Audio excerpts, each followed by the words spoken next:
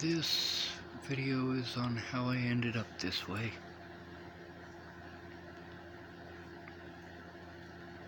I got myself some shop space out on 75th and Arapahoe, and I was gonna make things to make the world a better place for people like me. And there was a guy named Josh Hughes, and he was having problems with his girlfriend, and he needed a place to put his stuff, so he took it out to where my shop was. And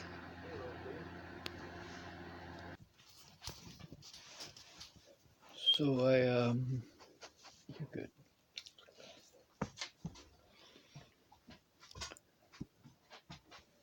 I had a really bad infection in my mouth, and I couldn't work, and I went up to Montana to get my teeth yanked, all of them, and it was really tough for me because I couldn't think. I had constant infections and constant pain. It was all I could do to not scream at the top of my lungs. I ended up staying at Miss Jerry's house for about 2 months. I finally got all my teeth yanked out, and then I had a Corsica that I got from Cammie Jepson. Well, Fred Jepson. We call her Fred. And I got a job with a tile guy up there, and I went back down to Boulder to get my Corsica and go back up to work. And when I got back up to Montana, my boss had changed his mind. He didn't tell me he changed his mind. He told me he was working somewhere else and it would take 6 weeks. So I turned around and started heading back to Colorado, and my Corsica broke down and there was nothing I could do. I had to sell the Corsica, and Veronica Randall came, and her and Brandon Ratner came and rescued me. So I didn't have a vehicle. Veronica Randall helped me to get a job at Stone Lighting in Louisville, and in order to get to work, it was 2 hours. It would have been 15 minutes if I'd had a car, but it was 2 hours each way instead, because I had to hop on 2 different buses, and I had to ride my bike to work from there. Well, Josh Hughes was staying out there at my shop playing video games at 4 o'clock in the morning, and he got us both kicked out. In the process of moving out, I hurt my back, and I parked my bike over at Josh Hughes' new place. His parents rented him a place there, so he had some family help. And for like 6 months, I couldn't. The only people that came and talked to me were people who were schizophrenic, or the cops harassed me for about 6 months. And Veronica, she told me that they could put me to work doing something else at work, but the thing is, I couldn't hardly walk, and I didn't have anyone who was willing to go out and take me to storage so I could drop off my backpack. It was too heavy. And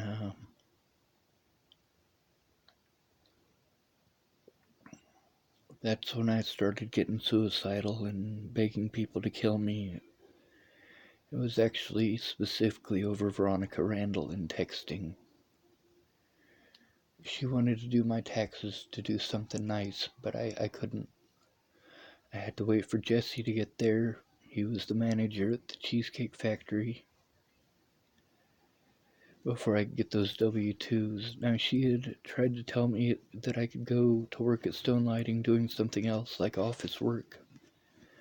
She said Nick, who was my boss, said I could do that, but the thing is, I'd talked to Nick, and he did not say that to me. But the other thing is, I couldn't get on my bike. See, the last mile or two of my trip to work, I had to ride my bike there. And there's no way I could have walked that in the shape my back was in at the time.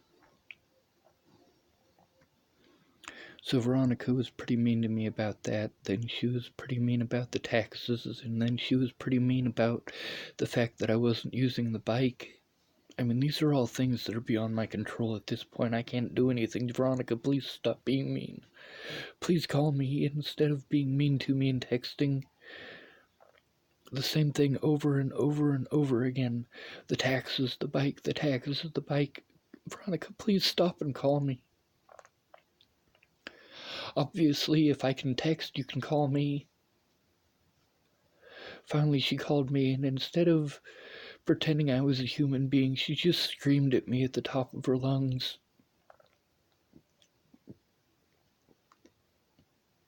And, I didn't have an income. And the cops wouldn't leave me alone. And Josh Hughes kept on promising me that he was gonna help me, show me how to do these things that I needed to learn how to do on the computer, and he just never did. Instead, he'd pay for bus fare so we could go to his house where he got drunk as a skunk and did some drugs. And that was pretty much every night.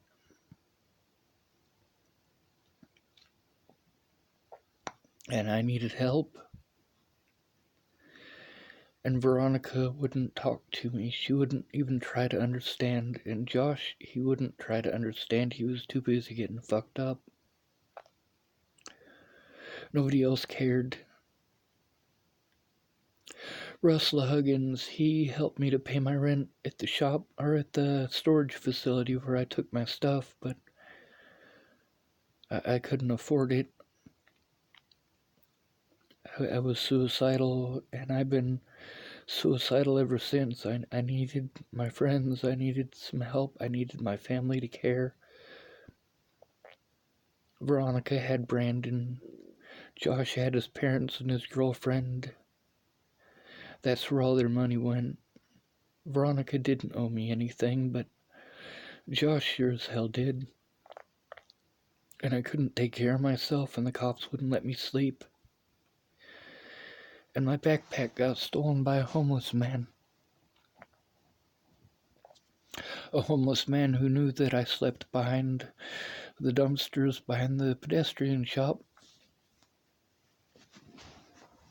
He knew that I used one of the recycling bins as my storage unit for my backpack so it wouldn't get rained on. And I wired it shut so that somebody would have to unwire it to get it open. And he took my computer and everything that was worth money over to the police annex parking garage and poured everything else out all over the ground.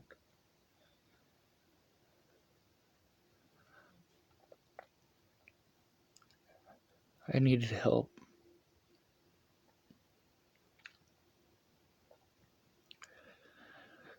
I've been suicidal ever since.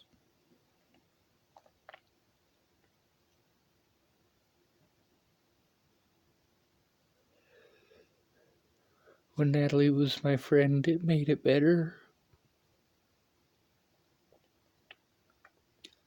I had a panic attack at Starbucks, and it was bad.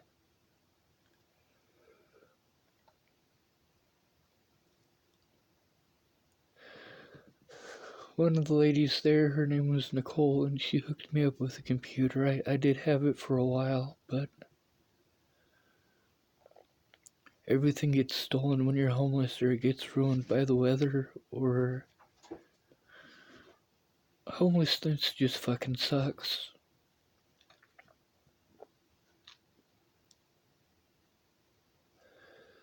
I was gonna kill myself with Vicodin that I got from DJ Wow, and that was the day Natalie came and rescued me.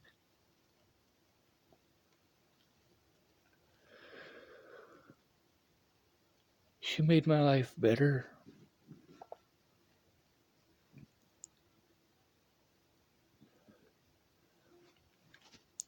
She made it okay to be me. She understood the system, and having shitty parents. We talked about that a lot.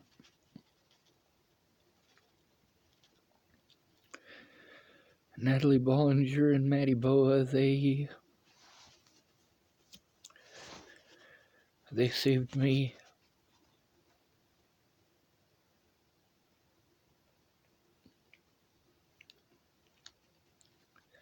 But when people get the wrong idea, and their whole family and all their friends gang up on you, it hurts. Especially when there's nothing you can do to defend yourself. You can't go to the police. You can't go to your friends because they blow you off. They have real families that they actually give a shit about. Whereas you're good for a sandwich once in a while. I couldn't take care of myself, and people just kept treating me like shit for it. You know, you just need to get a job. I can't fucking function. And the cops just wouldn't leave me the fuck alone.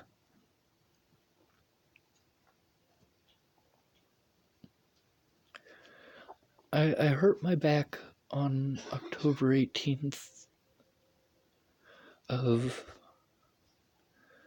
2015. That was 4 years ago, and I've been suicidal ever since.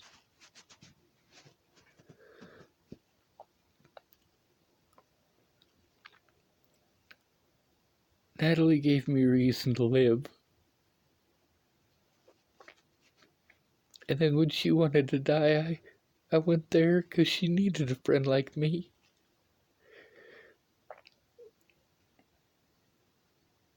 Not a boyfriend, not a husband, not some crazy shit like that. She just needed a friend. And the whole time I was up there, she kept on saying, well, Sean, I just want to hang out, but I can't. I can't drive. My sister has to take us. I have to wait on my sister. I have to wait on my sister. I have to wait on my sister. My sister's out of town for the weekend. My sister wants to go hang out with her boyfriend. Okay. Okay. But Natalie wanted to have one-on-one conversation with me as much as I needed it with her, and her family didn't understand. And that phone that I got from Alicia, it was so fucked up.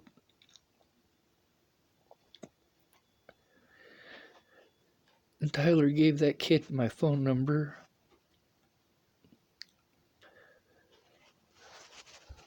He was just being a racist asshole. And I was arguing with him.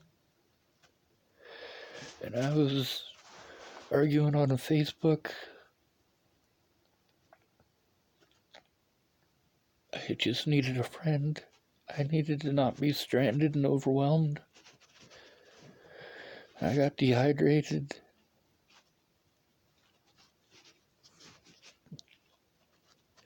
And they took everything wrong. People always take shit wrong. And then I'm the one that's punished because they took something wrong.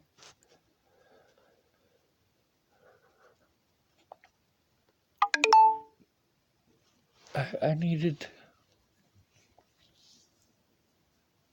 I needed my family to give a shit at some point in my adult life instead of ripping me off or treating me like shit. My dad didn't rip me off. He just wasn't a part of my life. My mom kept ripping me off, and people kept saying, you need to forgive her, and every time I forgave her, she'd do it again.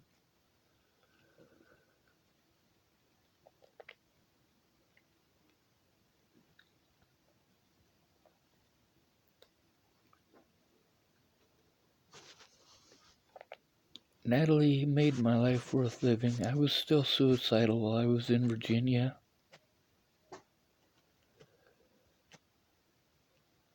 But it got 100 times worse when I got back to Boulder. And people treated me like that.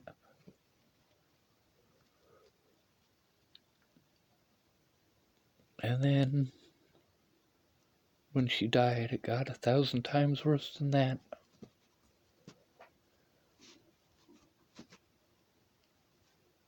But I remember the exact moment that I became suicidal.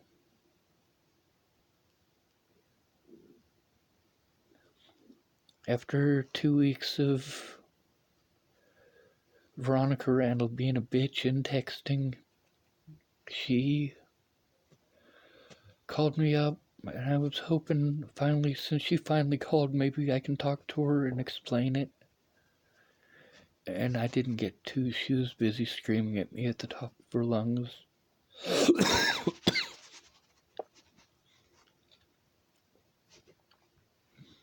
That moment right there, that was it. That moment with Veronica Randall, despite what she had done for me in the past, despite the things that I had done for her in the past, that moment right there was when I became suicidal. I needed help, and that was the last thing I needed, was for somebody that I cared about to treat me like that.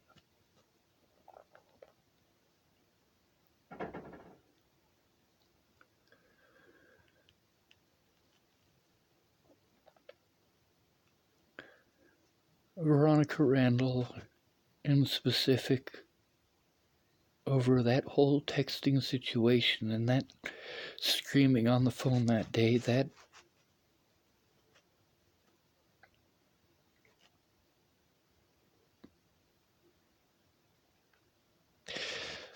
I needed a friend, and she was not a friend at that point. She was just a mean person.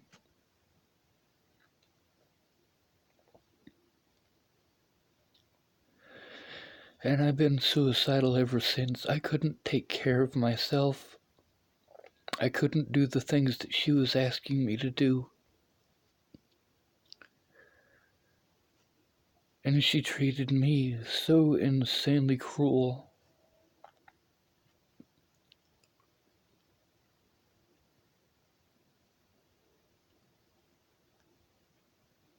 I've been suicidal ever since.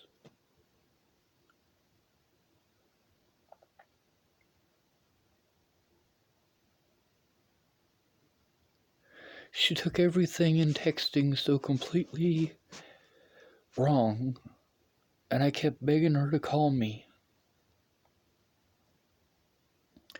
Please, Veronica, you're taking shit wrong. I've explained to you repeatedly I have to wait for Jesse.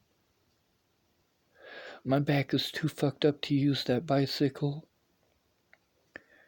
She treated me like shit, like I just threw it away. No, I didn't throw it away. It was parked over at Josh's house.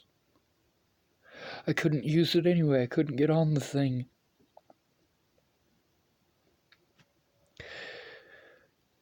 Having to get into a truck fucking sucks. It hurts a lot. Getting into a car hurts a lot. Stepping off of a curb hurts a lot. But it's not that pain that made me suicidal. It was the way that people treated me after I hurt my back. Nobody was there.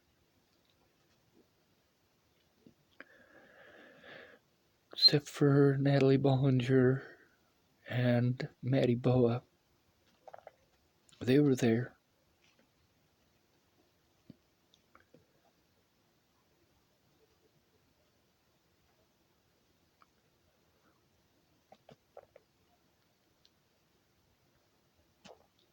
And my familiarity with Starbucks, I lost it over not one panic attack, but a series of them, but really it's just one giant panic attack. It's just one big long panic attack.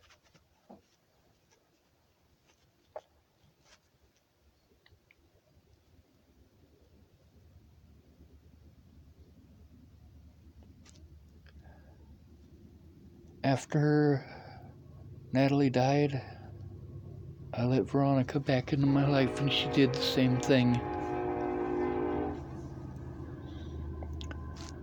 But everybody does that to me now because I can't function and they think I should magically be able to.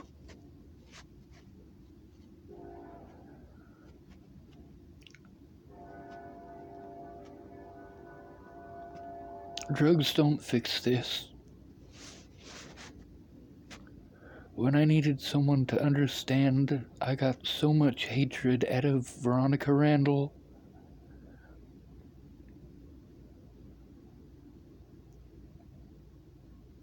I gave it back, though. I gave it back.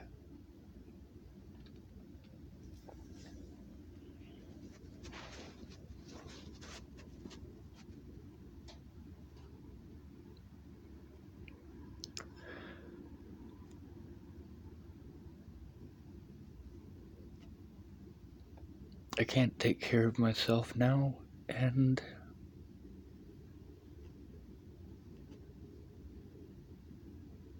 nobody cares because they don't want to understand. They don't want to take the time to understand.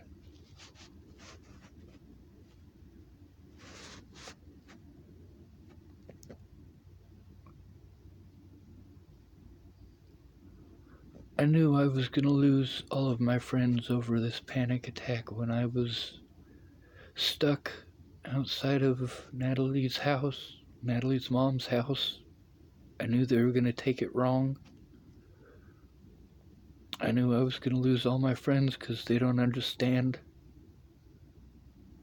They don't understand how incapable I am of doing the things that they think I should be able to do just because they said I should.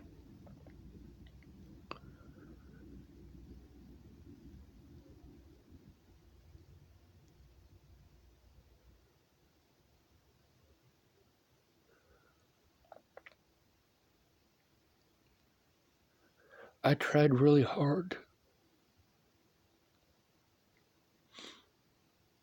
but I didn't have any family support.